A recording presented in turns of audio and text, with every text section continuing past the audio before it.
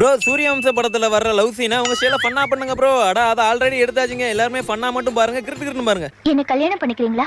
கல்யாணம் முடிக்க போறியா? நானே கட்டைப்பீடி பறக்கிட்டு பிளாட்பாரத்துல படுத்து கிடக்கிற பையன் என்ன வந்து கல்யாணம் முடிக்கிறீங்க? வாவியா? நான் கேட்ட கேள்விக்கு நீங்க இன்னும் பதிலே சொல்லலையே.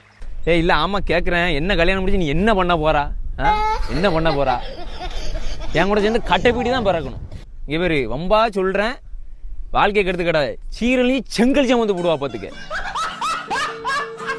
பாரு ஒன்னேன்னு சொல்றேன், நல்ல படிச்ச பையனா பார்த்து கல்யாணம் பண்ணி சந்தோஷமா இரு.